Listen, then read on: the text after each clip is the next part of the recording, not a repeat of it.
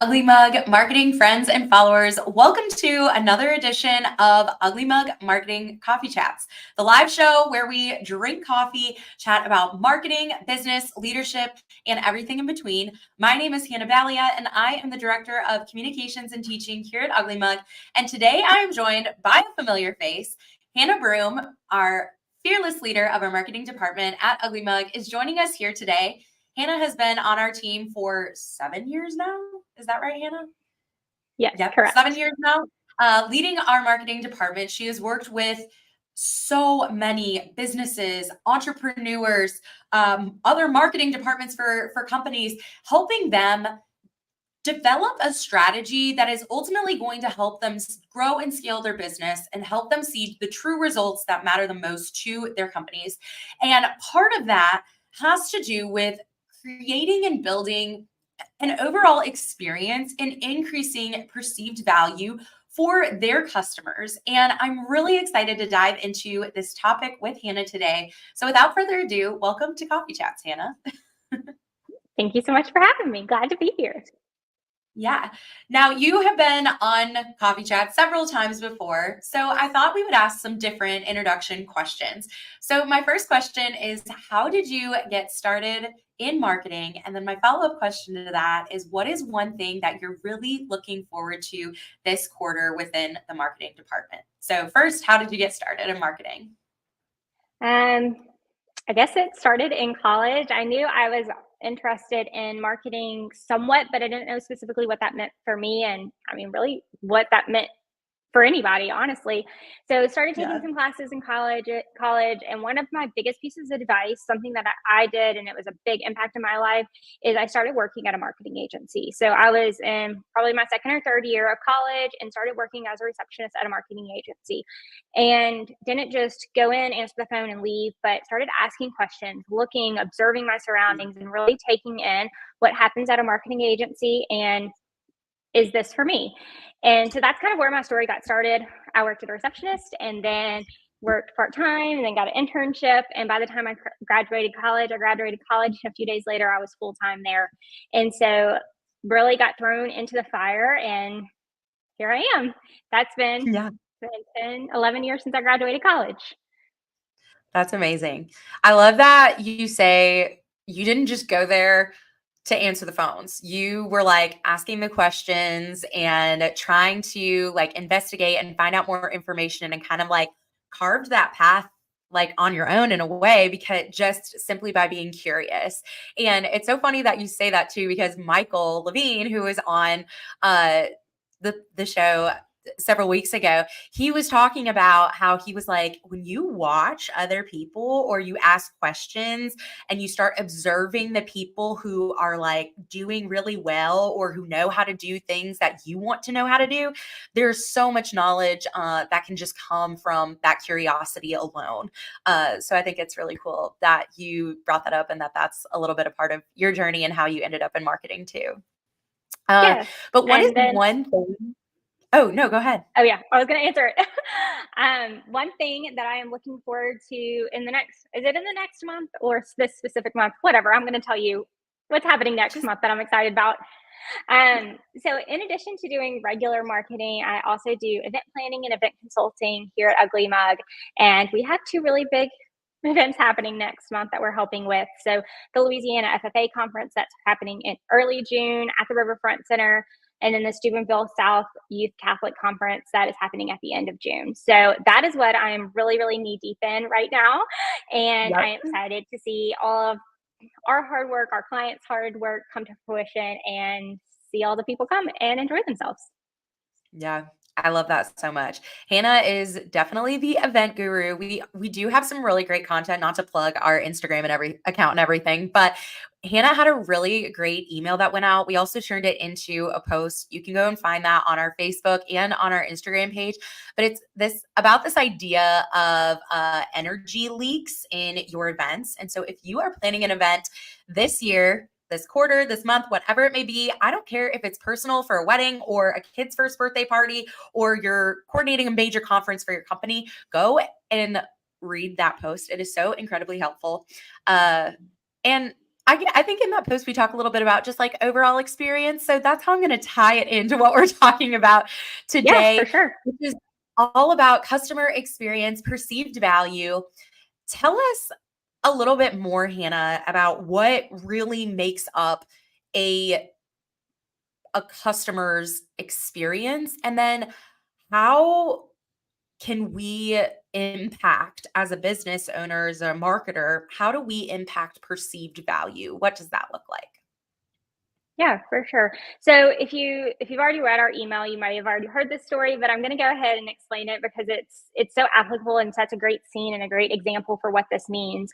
But if you just take a single bottle of Coke and you go put that in your local gas station down the street, what is around it? It's around a bunch of low priced items, the experiences. You walk in a gas station, the person helps you, and it's not really a full blown experience.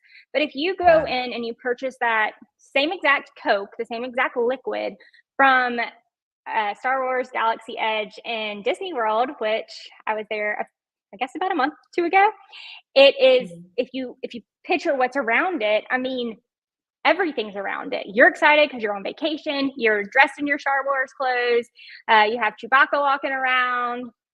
The price tag is in the Star Wars language. I'm not a Star Wars guru, so I'm sorry for anybody that I offended with wrong knowledge. But all of that to say, just like looking about what's around it is, it really makes or breaks the value of something. So if I took that exact same bottle and just plopped it in the gas station, it's not worth the same amount. And so the same thing Yeah. is true if we talk about a marketing agency, for example.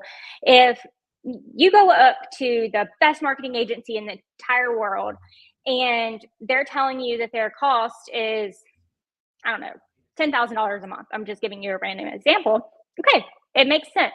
They have this huge skyrise building in New York, and they have tons of experience, and they have 1 million followers on YouTube, and all of this different stuff.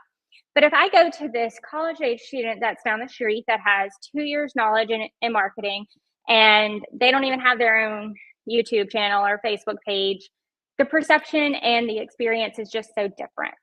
And so it's all Yeah. about how, but it's not to say at the end of the day that that college student and the person in the multi-million dollar building couldn't offer the same thing. They're probably not Yes. going to, but Or that it's the all about that quality of the perception. work. Yeah. Exactly. Exactly. And so if you flip that around, it's all about what are you doing to prove to your customers or your clients that what you're offering is worth the amount of money that they're paying for what they're getting. Yeah, totally.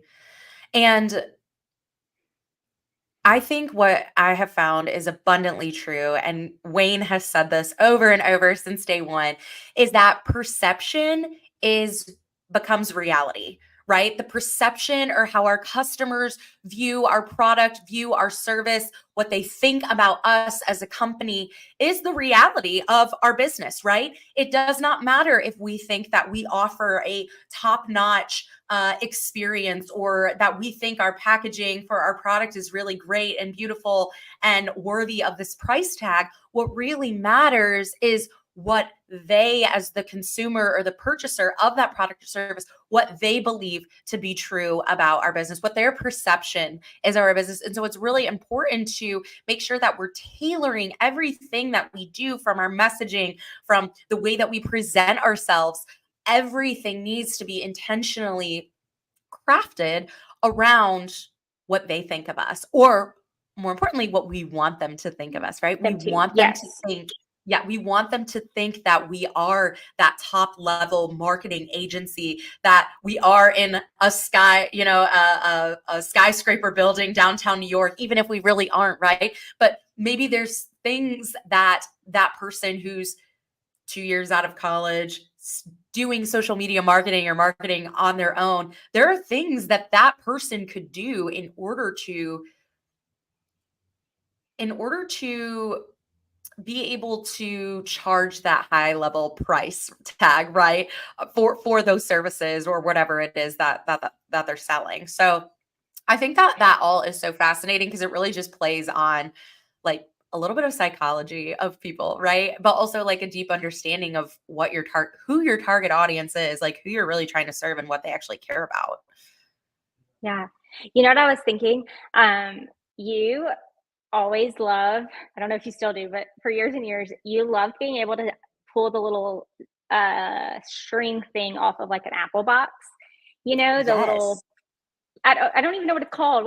How do you describe it? When you open the little seal on an apple box, what is it Yes. called? I don't know, just like opening But the packaging or like peeling yes, off so like that film layer like on your new phone. It's yes, like oddly satisfying. yes, but it's the same concept. So you pay, I don't know, what is a new iPhone now? $1,200. So you expect when you get that in the mail for it to be wrapped pretty and wrapped nice and have that little thing that you can pull off so you know it's a brand new box and you open it and it's all packaged lavishly. But if you got that exact same iPhone in a random beaten up box that you could tell was used 5 times and not in a pretty box, like interior box, does it feel the same? And the same Yeah. thing's true. It's like makeup, for example. If you got makeup and it was shipped to you and it has this like crummy little label on the outside, and again, it's just shipped to you in a regular old package that's used 4 times, even if the contents of that makeup is the same, it doesn't feel the same as getting a beautiful, like packaging is everything. If you get a Yes. beautiful new lip balm or foundation or whatever that is, and it's in a beautiful packaging, you're like, wow, this is really worth it. Have you seen the little hand sanitizer and it's like a flat thing of hand sanitizer? And I think that it's probably, Is that and the it's one that has like sprays. a spray bottle? Yes, I have seen Yes. this. And I think people are like raving over that. Like it's like the best thing since sliced bread. And I think it's all about the packaging. It still sanitizes your hands just the same, but it feels more luxurious. And that goes a long way. People are willing to pay for that experience. Yeah, Something, absolutely.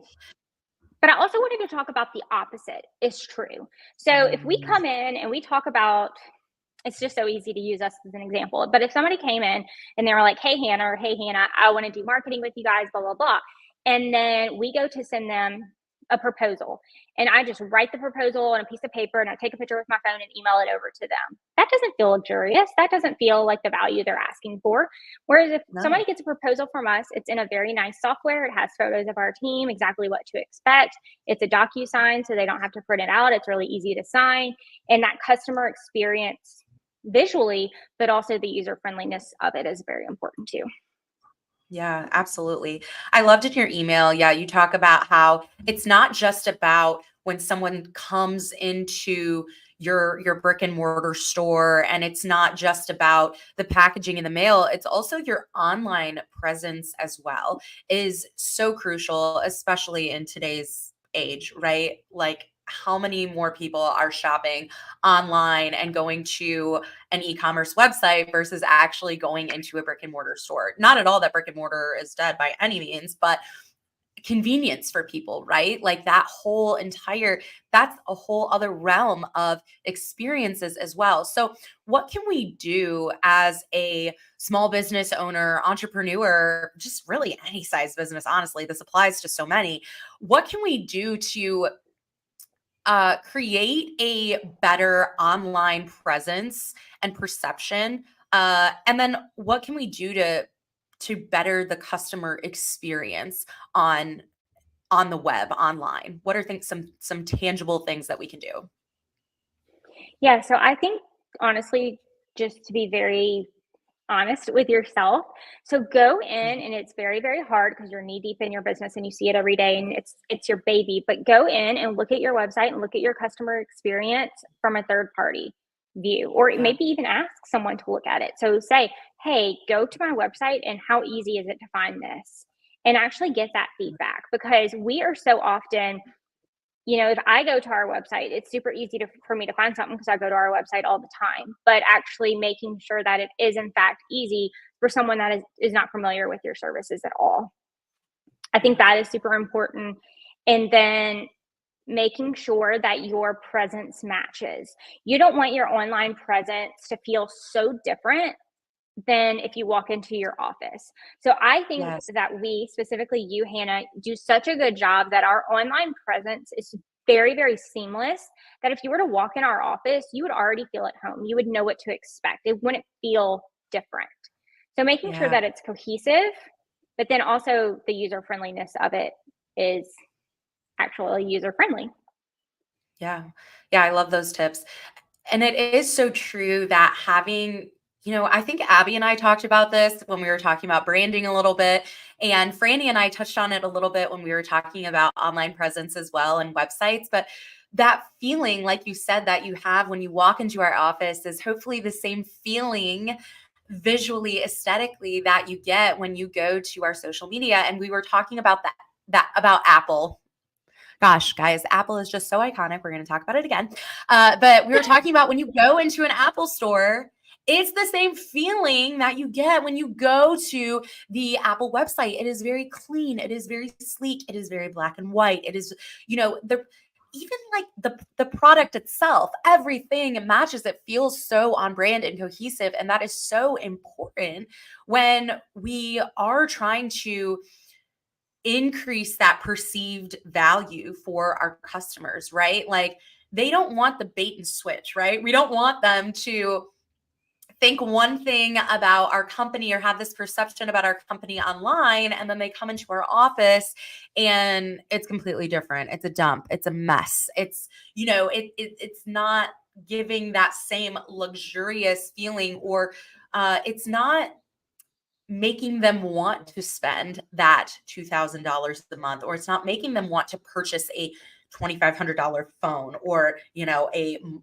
I don't even know how much a Mac costs these days, but a $3,000, desktop computer, right? Like the experience helps achieve the perceived value, right? Like you're saying, I'm going to buy that, the however much the Coke was at the Galaxy, whatever at Disney. Like it, they're creating a completely different experience that warrants that price, right?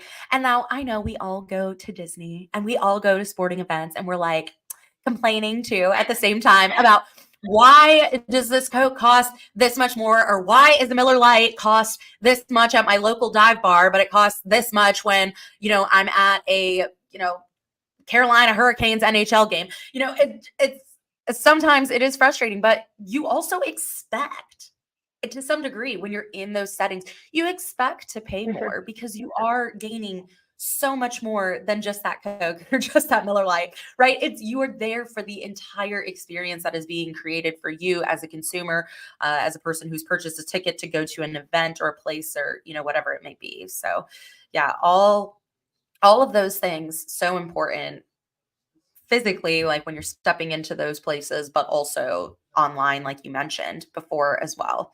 I know you've already talked about, the experience and perceived value, specifically around Disney, but can you tell us about a time with um, any really sort of company that maybe you've been a consumer of, where you've had a really great customer experience, that so much so that you feel like it warranted the price that you were paying for that particular product or service? Yeah. The thing that comes to my mind, this is very random, but there is this local butcher shop here in Alexandria that if Lee and I, my husband and I, wanted to have a steak night, we are going to go there and get a steak because the experience, it's easy, it's Mm, convenient, and we have a little poodle. Hannah knows this. I'm saying this for anybody else that's listening. We have a little poodle that she loves car rides. So, for example, one day we had gone over there. My husband gets in to go to get the steaks, and he left our dog in the car with the air conditioner on, and he can see her through the window. No big deal. And they're like, "Hey, look, bring her in. Just hold her. It's no big deal." And just those little things that that they care about you as a person, and they're like, "Bring your dog in. It's no big deal." Like, obviously, we're not going to let her go wander around the butcher shop. But yeah, then, yeah. in addition to that, like they cut your steaks for you. They ask you what they want, like if you want your steak cut thick or thin or any of those kinds of things. And Yeah. it's an experience. Like so many people are like, why are you paying for that? But for us, it's worth it. It might not necessarily taste tremendously different, but he likes a different type of steak than I do. And it makes sense. It's convenient. They make it really, really easy. We can get in, we can get out, we can get exactly what we want. And they're so kind. Anytime we walk in, they're like, "Hey, man, I know what you want, and is your dog with you today?" And that just really Mhm. goes a long way. Yeah. And then at that particular butcher shop, don't they also have like sides and stuff? I feel like I know who you're talking about, but Yes, they do, and like other that's things. brilliant too because it's a complete experience. So when we go, like they have these like pre-made baked potatoes, rice baked potatoes, and we can grab that. And yeah, those potatoes are more expensive than if we were to get them at a grocery store, but for us, it's worth it because it makes it a complete experience. Yeah, absolutely. We have a place like that here in Raleigh too that we will splurge and go in there and purchase everything just in one spot. It just makes it so much easier. It's the space For sure. itself is beautiful and they have all the steak seasonings that are more expensive, but that have beautiful branding and that taste delicious, like way better than, sorry, McCormick's, Yeah. but better than a McCormick's packet or whatever seasonings you're going to get at the grocery store. So it just feels elevated, right? And so I'm like, when I go in there, I'm like, I know I'm getting a good quality cut of meat. I know there's like choice prime, whatever. My husband's the grilling guru at our house. So I'm just like, oh, okay, wow, we're getting prime and not choice. Or, what are you getting? Yeah, well, I want a fillet, and that's going to cost us an arm and a leg. But hey, we're at Butcher's Market and we love coming in here and they're always Yeah. so nice. And yes, they have those pre-made sides that we can just quick grab and go. And here we are having this like amazing home cooked fresh meal at home. Uh, but we're willing to pay the price because, again, we're stepping in the store. They're friendly. They're nice. We're able to get the cuts of meat that we want.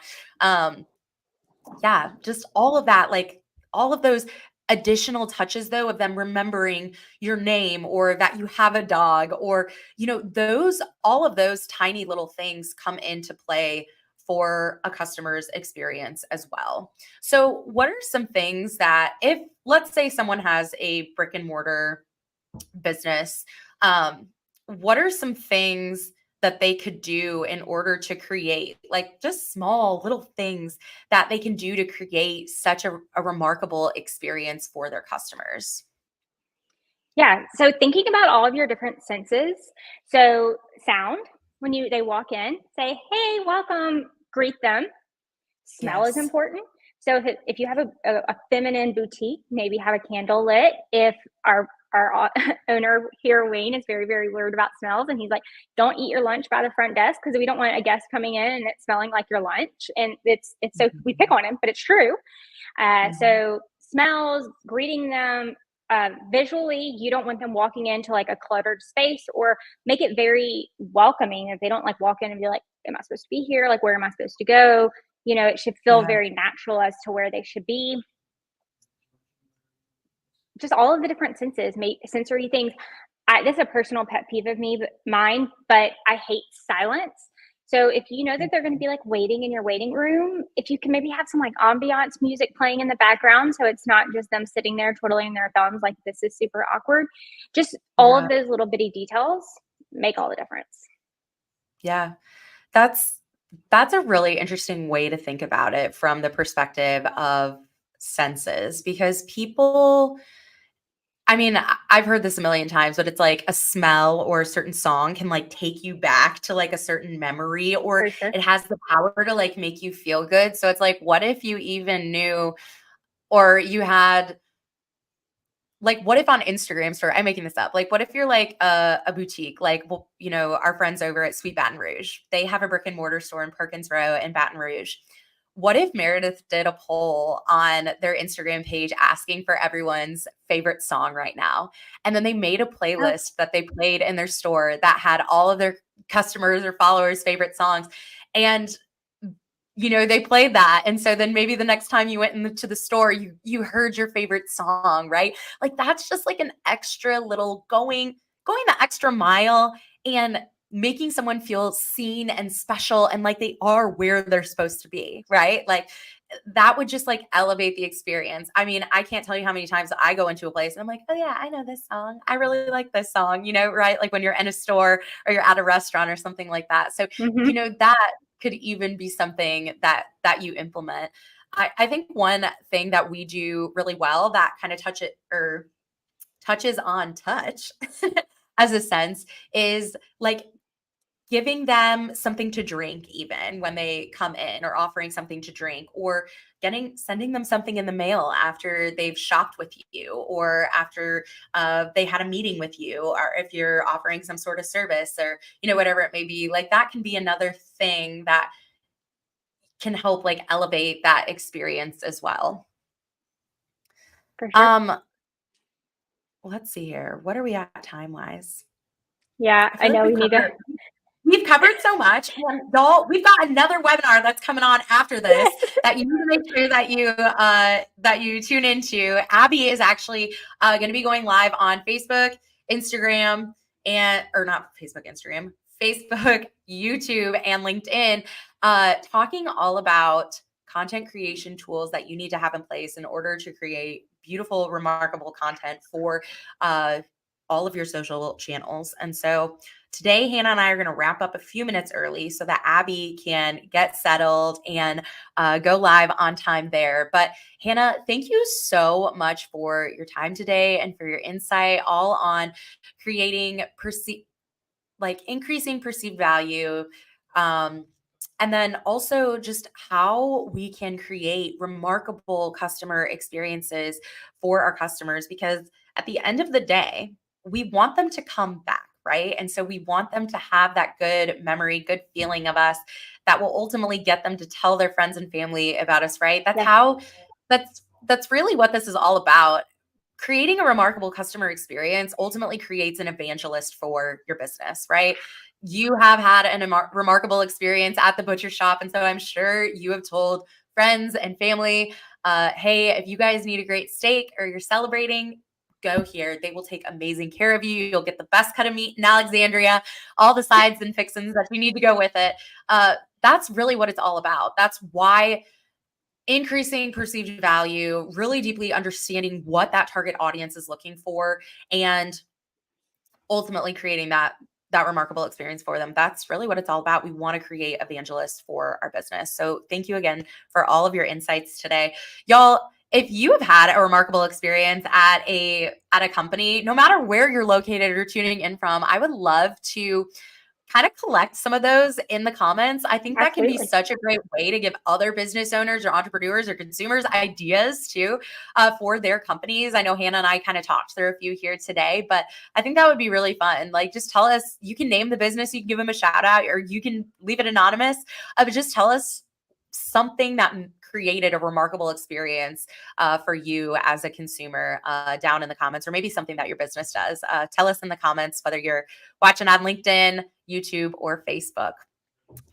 Thank you all for tuning in today too. I know you take time out of your day to either catch us live or catch the replay, and we so appreciate it, so that we can keep showing up and doing these week after week. So like I said, right after this, Abby is going to be doing her webinar streaming live on our Ugly Mug platforms. But then next week, we are going to have Megan on Coffee Chats. Megan is one of our digital marketing specialists. She is phenomenal. She's going to be coming on and chatting with us, sharing all kinds of knowledge and good stuff. So make sure you tune in to Coffee Chats at our normal scheduled time, which is 10 a.m. Central, 11 a.m. Eastern. We'll catch y'all next week. Bye, everyone. Bye.